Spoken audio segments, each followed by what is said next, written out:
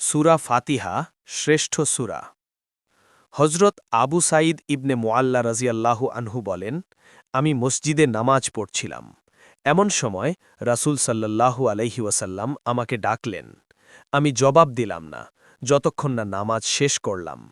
অতপর তার কাছে গিয়ে বললাম, ইয়া রাসূলাল্লাহ, আমি নামাজ পড়ছিলাম।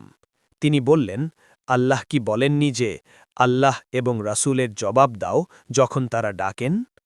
অতপর রাসূল সাল্লাল্লাহু আলাইহি ওয়াসাল্লাম বললেন, আমি কি তোমাকে শিখাব না কোরআনের শ্রেষ্ঠতর সূরা, তোমার মসজিদ হতে বের হবার পূর্বে? অতপর তিনি আমার হাত ধরলেন। তারপর যখন আমরা বের হতে ইচ্ছা করলাম, আমি বললাম, ইয়া রাসূলাল্লাহ, আপনি বলেছিলেন, আমি তোমাকে কোরআনের শ্রেষ্ঠতর সূরা শিখাব। তখন তিনি বললেন, তা হল সূরা আলহামদুলিল্লাহি রব্বিল আলামিন।